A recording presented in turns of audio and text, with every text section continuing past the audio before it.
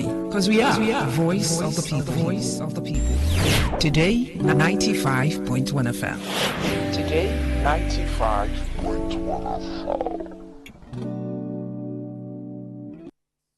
Whether it's happening in Port Harcourt, South South, Nigeria, or around the world, we've got you covered. On air, online, delivering balanced news and unbiased analysis. Today, 95.1 FM.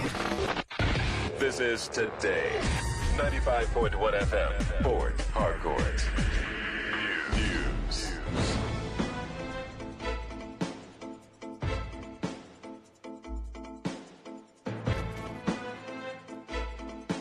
Hello and good evening. This is the World News on your premium talk radio, Today 95.1 FM, Port Harcourt. I am Faustina Oputu. The headlines.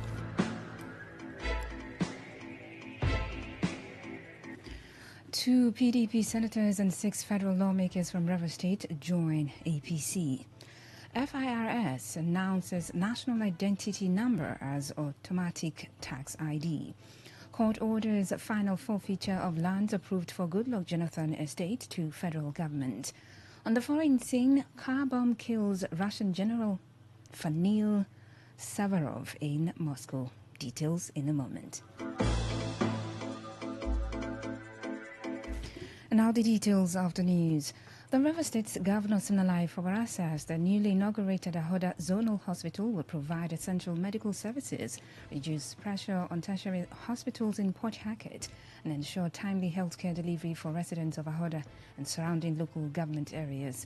The governor made the statement during the commissioning of the hospital, describing the project as a significant boost to healthcare delivery and a clear reflection of his administration's commitment to quality and affordable medical care.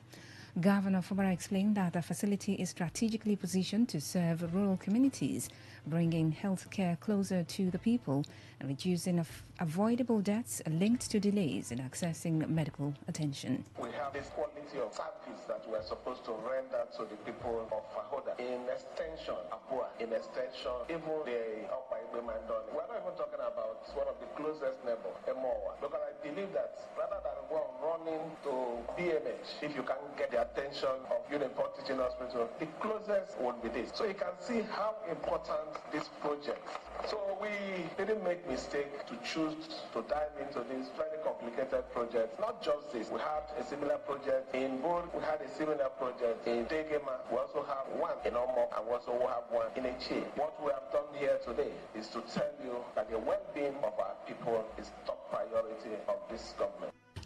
He commended the Ministry of Health for its dedication for the successful completion of the project, stressing that beyond road construction and housing, his administration places strong priority on healthcare investment. I want to thank the Ministry of Health for their commitment to this project. I believe they understand that our responsibility is not only in the aspect of road construction, is not only in providing shelter, but even those our good people that are going to live in this house, that are going to drive in wonderful road, they need good health care services. One of the key things in life, if you have a shelter, if you have at least a means of livelihood, if you're able to provide quality education at affordable rate, good health care service that is also affordable, what else are we looking for? Meanwhile, River State Governor Siminalayi Fubara has donated 100 million naira to launch the 2026 Armed Forces Remembrance Day emblem. The governor called for increased support for families of fallen and retired members of the armed forces, stressing that more support is necessary in recognition of their sacrifices for national unity and stability. The governor spoke during the emblem appeal launch to mark the 2026 Armed Forces Celebration and Remembrance Day held at the Government House in Port Harcourt today.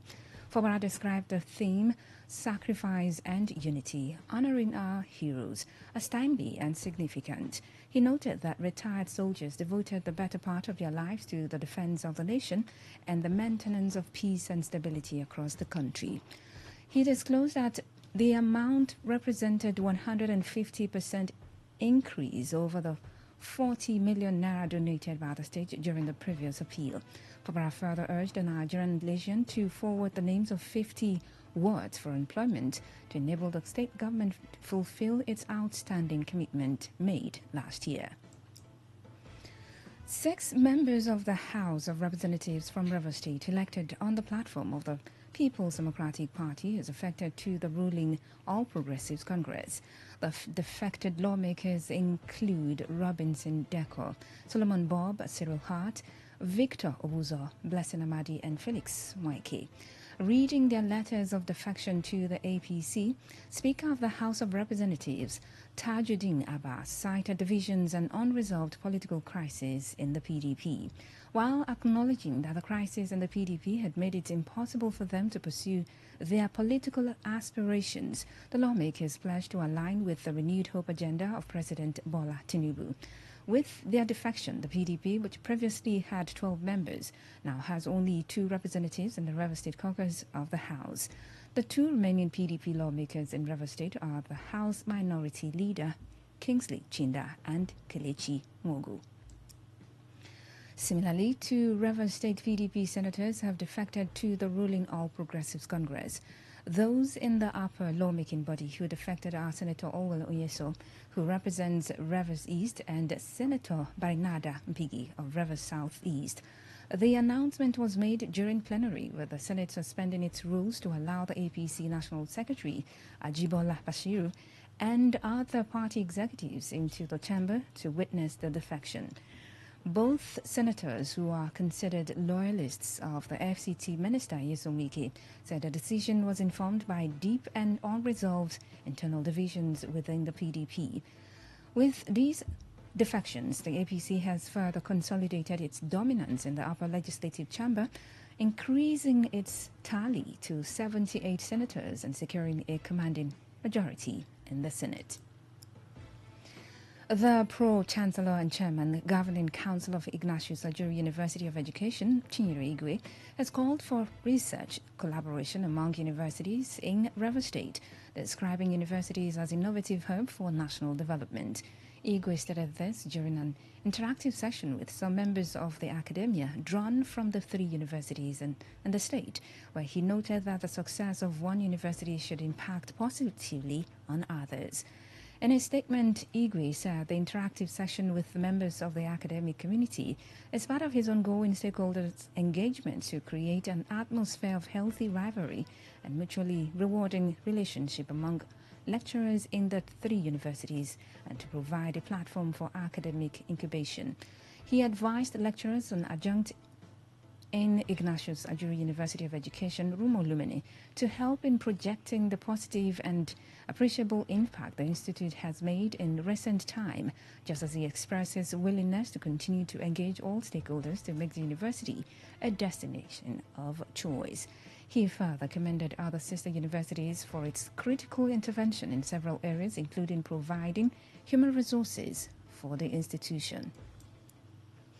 You're listening to the World News on Today95.1 FM, Voice of the People. After the break, more news, foreign and sports stories. Do stay tuned.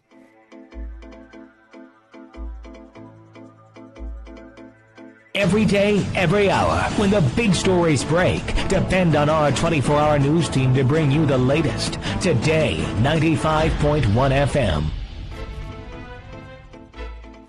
Thanks for staying tuned. Welcome back to the rest of the stories.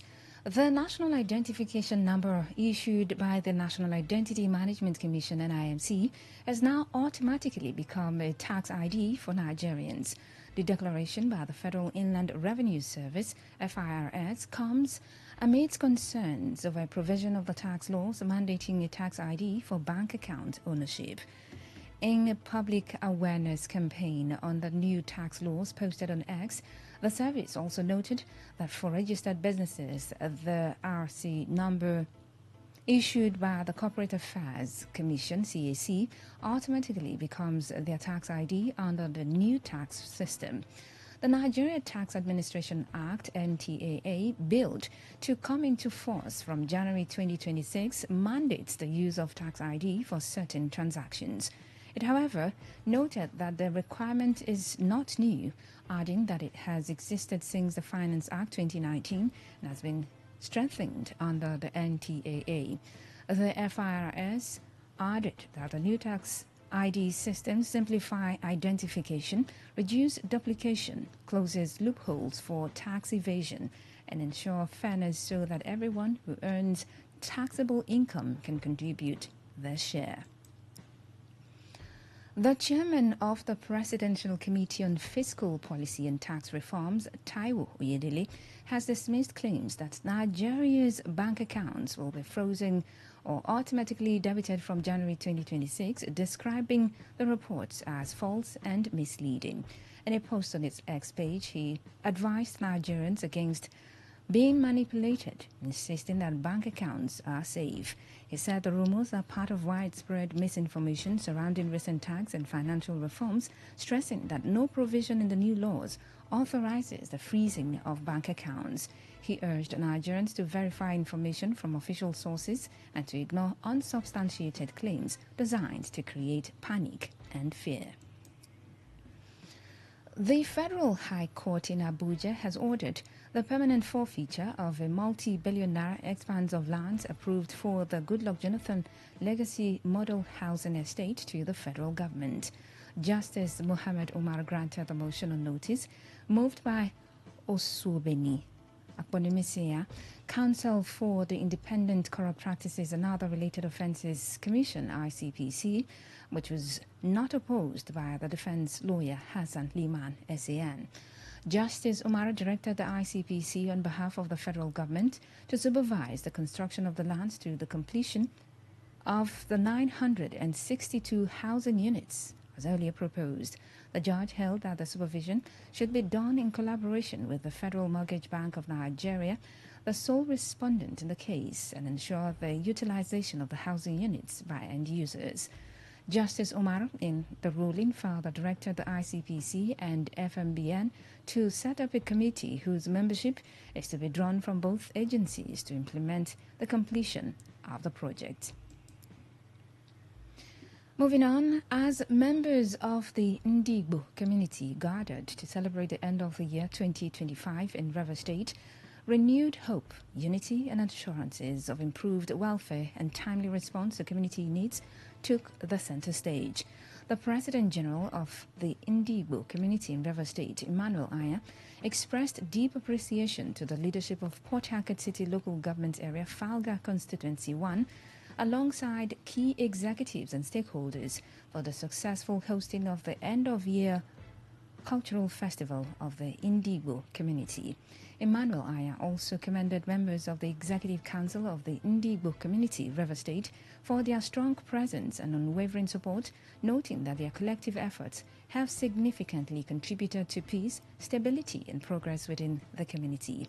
He reaffirmed his commitment to unity, stressing that shared responsibility and togetherness remain the foundation of sustainable development. I want to especially appreciate Honorable Azubike Ega de Igwe Agri and his able secretary for the success of the Ndigbo End of Year Festival. It was a grand celebration. As the President General of Ndigbo Community, I want to say thank you to you, and also I want to appreciate all the executive of Ndigbo Community who were present at this occasion, and appreciate them for their support, appreciate them for their presence. I also want to appreciate the Eze in